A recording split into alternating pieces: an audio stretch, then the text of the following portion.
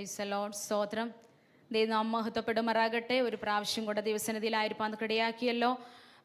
എനിക്കിതിനു വേണ്ടി ഒരു അവസരം ഒരുക്കി തന്ന സഭയോടും കർത്തൃദാസനോടും കുടുംബത്തോടും ഒക്കെയുള്ള നന്ദിയെ ഞാൻ അറിയിച്ചു കൊള്ളുന്നു. കർത്താവ് അനുഗ്രഹിക്കുമാറാകട്ടെ. അനുഗ്രഹിക്കപ്പെട്ടൊരു സങ്കീർത്തനം നമുക്കിന്ന് പകൽക്കാലം കർത്താവ് ദാനമായി തന്നു. എല്ലാവരും അവരോട് വായിച്ചും കണ്ടും കേട്ടും ഒക്കെ ഇരുന്ന സങ്കീർത്തനമാണ്. ദിനംപ്രതി നമ്മൾ വായിക്കുന്ന സങ്കീർത്തനമാണ്. കർത്താവ് വീണ്ടും ഇന്ന് പകൽക്കാലം നമ്മളോട് സംസാരിക്കാൻ ആഗ്രഹിക്കുന്നുണ്ടെങ്കിൽ, ഇതിനകത്ത് നിന്ന് എന്താണോ കർത്താവ് നമ്മളോട് ഇടപെടാൻ ആഗ്രഹിക്കുന്നത് അതിന്ന് പകൽക്കാലം ഏറ്റെടുക്കുവാൻ തക്കവണ്ണം എല്ലാവരുടെ ഹൃദയത്തെ അവിടുന്ന് ഒരുക്കുക. ഒരു സങ്കീർത്തനം വായിച്ചു വെറുതെ പോയി എന്നല്ല, അതിനകത്ത് വായിക്കുന്ന ഓരോ വചനങ്ങളും കർത്താവ് നമ്മളോട് സംസാരിക്കുന്ന വചനങ്ങളാണ്. ഇന്ന് പകൽക്കാലം അതിൻ്റെ 1-ാം വാക്യം ഒരാൾക്കൊന്ന് വായിക്കാമോ? സ്തോത്രം. ആമേൻ. സ്തോത്രം. ലംഘനം ക്ഷമിച്ചും പാപം മറച്ചും കിട്ടിയവൻ ഭാഗ്യവാൻ. ഈ ഒരു 32-ാം സങ്കീർത്തനകത്ത് പറയുന്നത് ദാവീദിൻ്റെ ഒരു അനുഭവം കൂടിയാണ് അല്ലേ. ദാവീദ് കടന്നു വന്ന സിറ്റുവേഷനിൽ അവൻ്റെ പാപങ്ങളെ കർത്താവ് ക്ഷമിച്ചു. അതുകൊണ്ട് അവൻ്റെ ജീവിതത്തിൽ അവൻ എന്തെല്ലാം നേടി, അവൻ എന്ത് സമാധാനം അനുഭവിച്ചു എന്നുള്ളത് നമ്മൾക്കും കൂടെ പറഞ്ഞു തരിക.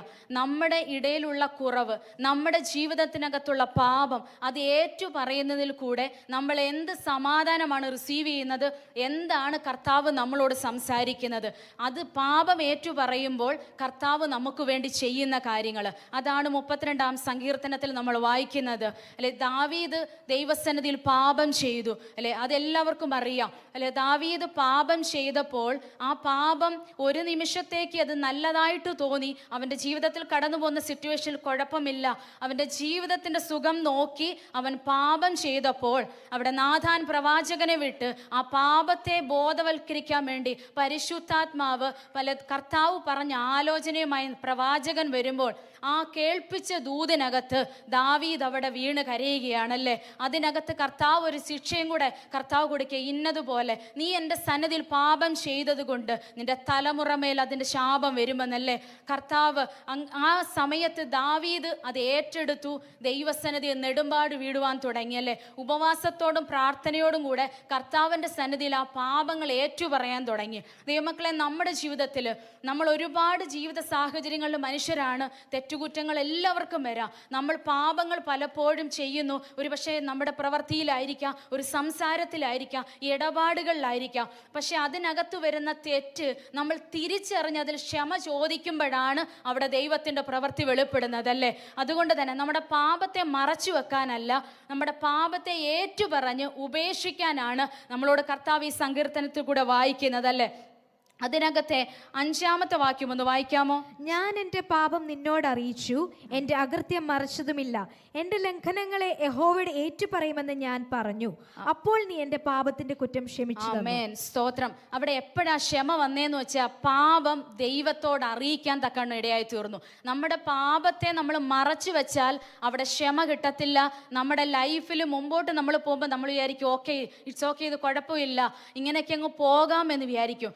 പക്ഷേ ജീവിതത്തിനകത്തെ അത് എൻഡ് വരുമ്പോൾ അത് ശുഭമായിരിക്കുകയില്ല. അവിടെ ഒരുപാട് പ്രാവശ്യങ്ങളിൽ നമ്മൾ കഷ്ടതയുടെ നടുവിലും പ്രയാസത്തിൻ്റെ നടുവിലും നമ്മൾ കിടന്നപ്പോൾ കരം പിടിച്ച് കൊണ്ടുവന്നവനാണ് കർത്താവെന്നൊരു ചിന്ത അല്ലേ. ദാവീദിനെ അഭിഷേകം ചെയ്ത് പുറത്തിറക്കിയത് ഒരു രാജ്യത്തിന് വേണ്ടി അഭിഷേകത്തോടെ നിൽക്കാനാ. വെറുതെ ആണോ ദാവീദിനെ വിളിച്ചിറക്കിയത്? പക്ഷേ ശൗലിൻ്റെ മേൽ അതുപോലെ തന്നെ കർത്താവ് വിളിച്ചിറക്കിയ അഭിഷേകം കൊടുത്തവന്. പക്ഷേ ശൗൽ എവിടെ വീണുപോയി അല്ലേ. ശൗൽ എന്താണ് ചെയ്തത്? പാപം ഏറ്റു പറഞ്ഞില്ല, ക്ഷമ ചോദിച്ചില്ല.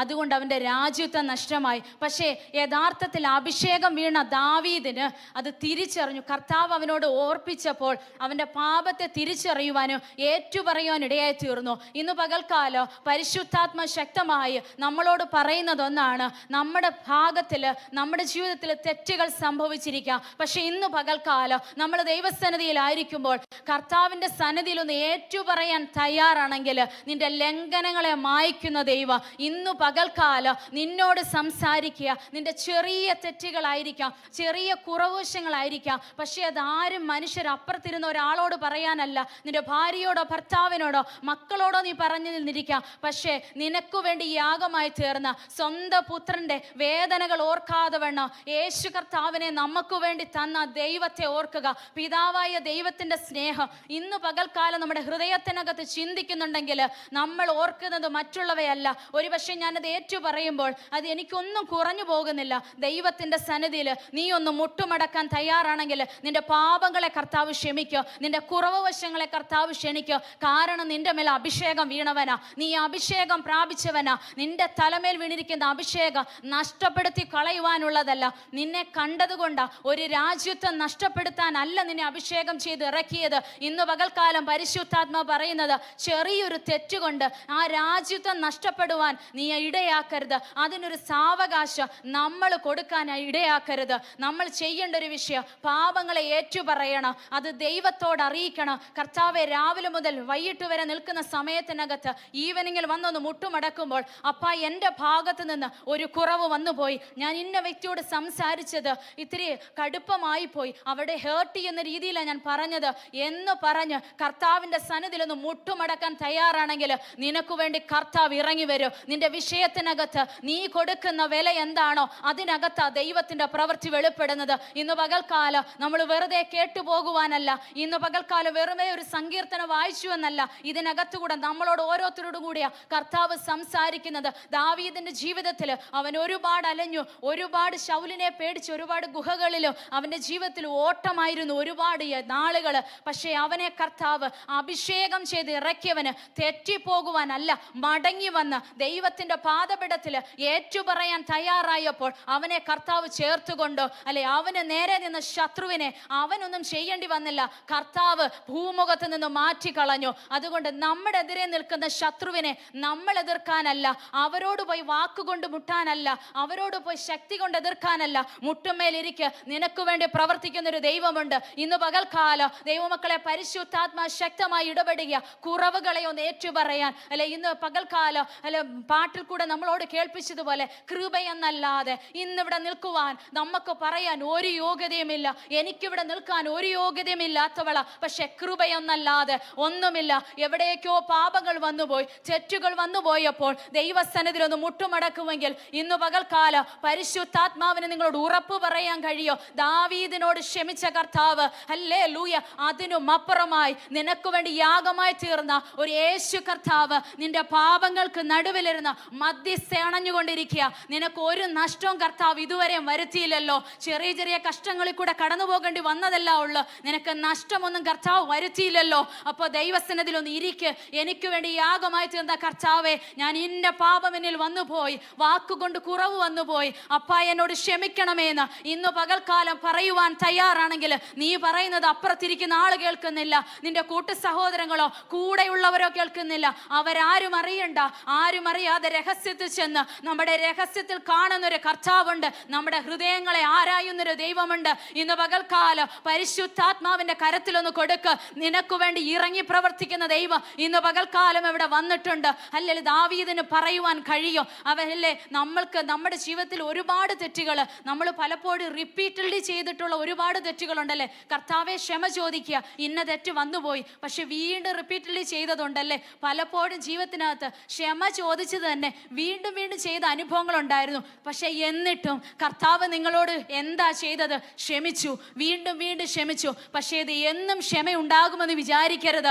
ഒരു സമയമുണ്ട്, 2 3 പ്രാവശ്യം നീ ആ തെറ്റിന് അപേക്ഷിച്ചു, കർത്താവ് ക്ഷമ തന്നു. പക്ഷെ വീണ്ടും ആ തെറ്റിലേക്ക് പോകുവാനല്ല, ഒന്ന് മടങ്ങി വാ. കർത്താവ് ഇന്ന് പകൽക്കാലം പറയുക, പെന്തക്കോസ്തുകാരൻ എന്ന പേരിനല്ല, പെന്തക്കോസ്തിന്റെ അനുഭവം, ആ ജീവിതം പ്രാപിച്ചവരായി ഇന്ന് പകൽക്കാലം നിൽക്കുവാൻ കഴിയുമെങ്കിൽ നിന്റെ ജീവിതത്തിന്റെ അനുഭവങ്ങളെ മാറ്റി എഴുതുവാൻ കർത്താവിന് കഴിയുമെന്ന് ഇന്ന് പകൽക്കാലം പരിശുദ്ധാത്മാവ് ഇടപെടുക. ഹല്ലേലൂയ. ദൈവത്തിന്റെ കരത്തിലേക്കൊന്ന് താഴ്ത്തിക്കൊണ്ട് നമുക്ക് എങ്ങനെ നടക്കണമെന്ന് കർത്താവ് അത് ഉപദേശിച്ചു തരും. അതിന്റെ 8ാം വാക്യം ഒന്ന് വായിക്കാമോ? സ്തോത്രം.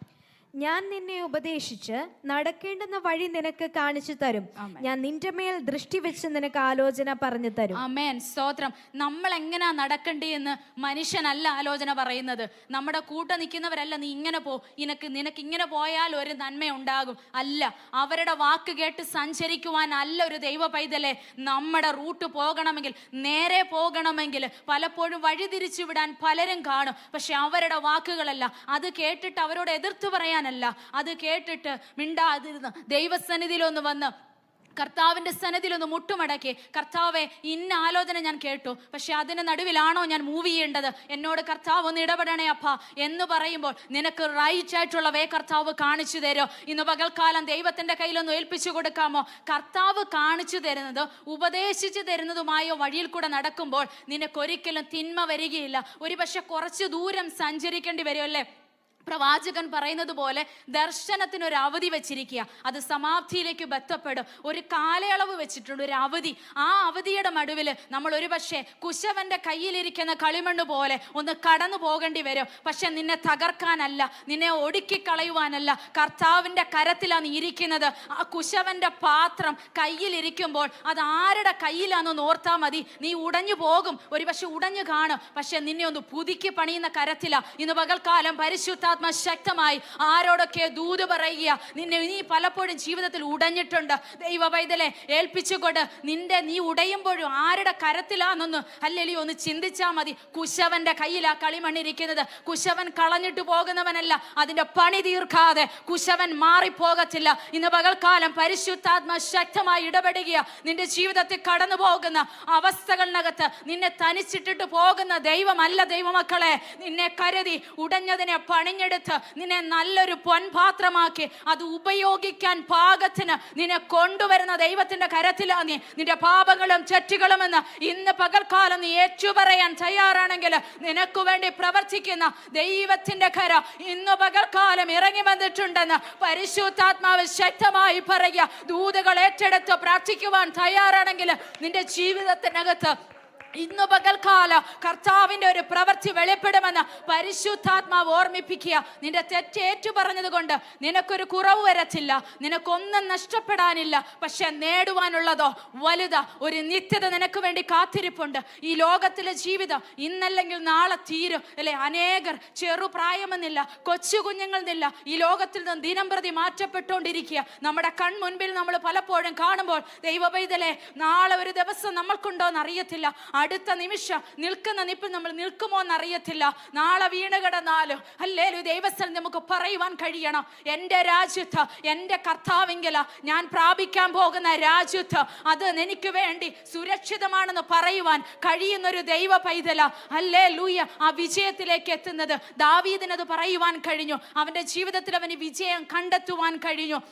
കർത്താവിൻ്റെ സന്നിധിയിൽ ഏറ്റുപറയാൻ തയ്യാറായപ്പോൾ അവൻ്റെ ജീവിതത്തിൽ ഒരു നഷ്ടം വന്നു. പക്ഷേ എങ്കിലും അവന് വീണ്ടും അതിന് ഇരട്ടിയായി നന്മയെ കൊടുത്ത് അവനെ ഏൽപ്പിച്ച കടമ അവൻ ചെയ്തപ്പോൾ അവൻ ഏറ്റവും അധികം വർഷങ്ങൾ അവൻ്റെ ആ രാജ്യത്വം പ്രാപിച്ച് ഇറങ്ങുവാൻ തക്കവണ്ണം അവനെ കർത്താവ് ഇടയാക്കി. ഇന്ന് പകൽക്കാലം എന്നെ കേൾക്കുന്ന ദൈവമക്കളെ, വചനത്തിൻ്റെ ആഴത്തിൽ കൂടി ഇന്ന് പകൽക്കാലം സംസാരിക്കുന്നത് നമ്മളൊന്ന് ഏറ്റെടുക്കാൻ തയ്യാറാകണം. അല്ലെങ്കിൽ ശൗലിന് ലഭിക്കാത്തൊരു രാജ്യത്വം അവന് വേണ്ടി ദാവീദിന് വേണ്ടി ഒരുക്കിയെങ്കിൽ നമ്മുടെ കൂടെ ഉള്ളവർ പലരും പട്ടുപോയില്ലേ? പക്ഷെ നമ്മുടെ ഇവിടെ നിർത്തിയിരിക്കുന്നത് നമ്മുടെ കഴിവാണോ, അല്ലെ നമ്മുടെ മിടുക്കാണോ, നമ്മുടെ സാമ്പത്തികമാണോ, അതോ നമ്മുടെ പഠിത്തമാണോ? അല്ലെ, ഒന്നുമല്ല. ഇതൊന്നുമല്ല നമ്മുടെ ഇവിടെ നിർത്തിയിരിക്കുന്നത്. യോഗ്യത പറയുവാൻ ഒന്നുമില്ല.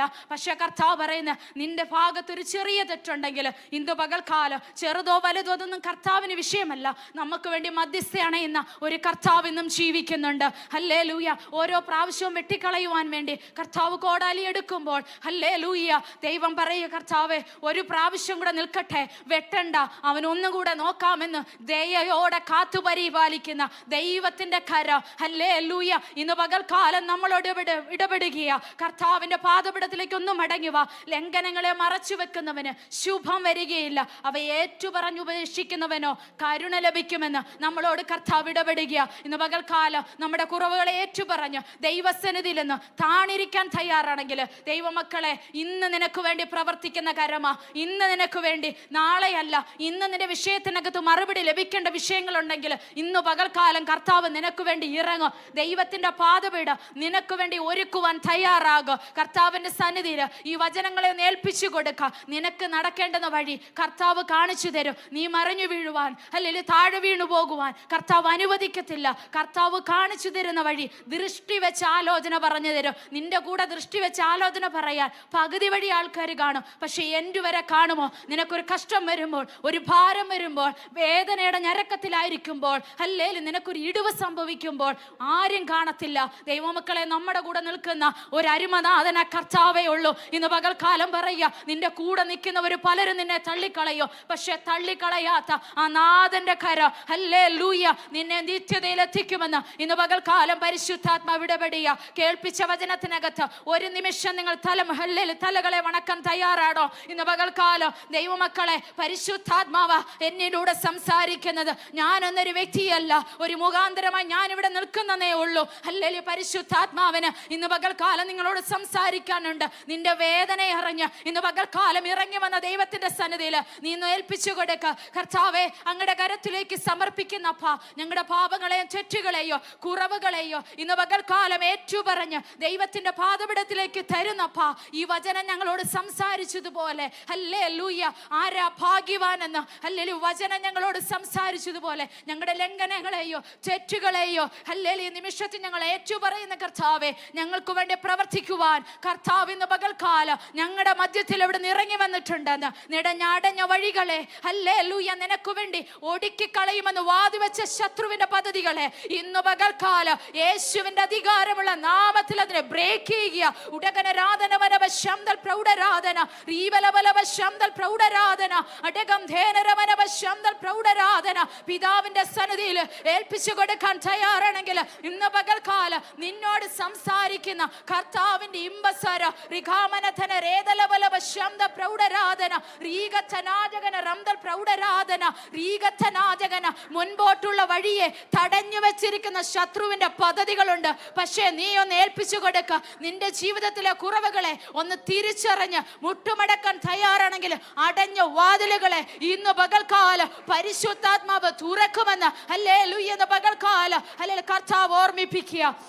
കർത്താവേ, ഞങ്ങളുടെ കരങ്ങൾ ഏൽപ്പിക്കുന്നു. അല്ലെങ്കിൽ ഈ സമയം വരെയോ പരിശുദ്ധാത്മാവിന്റെ കൃപയിൽ നിന്നുകൊണ്ട് വചനം സംസാരിപ്പാൻ അടിയനെ ബലപ്പെടുത്തിയനായ സ്തോത്രം കർത്താവേ. കേൾപ്പിച്ച വചന അപ്പാ ഇവിടെ ഇരിക്കുന്ന ദൈവമക്കളോട് കർത്താവ് അവിടുന്ന് സംസാരിച്ചനായ സ്തോത്രം. എല്ലാവരെയും കർത്താവേ യേശുവിന്റെ നാമത്തിൽ അനുഗ്രഹിച്ചു പ്രാർത്ഥിക്കുന്ന അപ്പാ ദൈവത്തിന്റെ സാന്നിധ്യത്തിനായ സ്തോത്രം. ഹല്ലേലൂയ പിതാവേ, കൂടെ ഇരിക്കും മറങ്ങണം പിരിയാത്ത സാന്നിധ്യം മീറ്റിംഗിന്റെ അവസാനം വരെയോ കൂടെ ഇരിക്കും മറങ്ങണമെന്ന് പ്രാർത്ഥിക്കുന്നു. മാനോ മഹത്വം എല്ലാം എൻ്റെ അപ്പന് യേശുവിന്റെ നാമത്തിൽ തന്നെ. ആമേൻ. സ്തോത്രം. ഇങ്ങനൊരു അവസരം എനിക്ക് വേണ്ടി ഒരുക്കി തന്ന ആദ്യം കർത്താവിന് നന്ദി പറയുകയാണ്. ബ്ലസ്സൻ ബ്രദർ പറഞ്ഞതുപോലെ തന്നെ ഒരു യോഗ്യതയില്ല. ഇവിടെ നിൽക്കുന്നുണ്ടെങ്കിൽ ദൈവത്തിൻ്റെ കൃപ എന്നല്ലാതെ ഒരു യോഗ്യതയില്ല. ഞാനാകുന്നവൻ ഒന്നുമല്ല, അത് ദൈവത്തിൻ്റെ കൃപ എന്നല്ലാതെ ഒന്നുമില്ല. വചനം ഏറ്റെടുത്ത് പ്രാർത്ഥിക്കുക. ഒരിക്കലും ഞാൻ ഇരുന്ന് പ്രിപ്പയർ ചെയ്ത് കാണാതെ പഠിച്ചു വന്നതല്ല. എന്നോട് കർത്താവ് പറഞ്ഞതാ ഈ വചനം എടുത്ത് സംസാരിക്കുവാൻ. ദൈവമക്കൾ ആരോടൊക്കെയോ ഇടപെടുമെന്ന് കർത്താവ് ഇന്ന് പകൽക്കാലം എന്നോട് സംസാരിച്ചിട്ടാ ഈ വചനത്തിൽ നിന്ന് വന്നത്. ഒന്നും ഞാൻ എഴുതി വെച്ചതല്ല. പരിശുദ്ധാത്മാവ് എന്നോട് സംസാരിച്ചത്. നിങ്ങളോടത് പറഞ്ഞു. നിങ്ങളത് ഏറ്റെടുക്കുക. ഈ ദിവസങ്ങളിൽ ദൈവത്തിൻ്റെ കരങ്ങളിൽ ഏൽപ്പിക്കുക. ഇതിനു വേണ്ടി അവസരം ഒരുക്കി തന്ന ദൈവസഭയോടും കർത്തൃദാസനോടും കുടുംബത്തോടും ഇതിൻ്റെ ഭാരവാഹികളോടും നന്ദി അറിയിക്കുകയാണ്. ഇതിൻ്റെ പുറകിൽ എനിക്ക് എപ്പോഴും പറയുവാനുണ്ട്. എനിക്ക് വേണ്ടി പ്രാർത്ഥിക്കുന്നതിൻ്റെ പുറകിൽ ഒരു മിനിസ്ട്രി ഉണ്ട്. കർത്താവ് അവരെ അനുഗ്രഹിക്കട്ടെ. അവർ ലൈവിലുണ്ട്. ഞാനിങ്ങനെ ഒരു ശുശ്രൂഷയ്ക്ക് വേണ്ടി എഴുന്നേൽക്കുന്നു എന്നറിഞ്ഞപ്പോൾ മുതൽ പ്രാർത്ഥനയോടായിരിക്കുന്ന ഒരു കൂട്ട സഹോദരിമാർ എനിക്ക് പുറകിലുണ്ട്. അവരോടുമുള്ള നന്ദി അറിയിക്കുന്നു. ദൈവനാമം മഹത്വപ്പെടുമാറാകട്ടെ.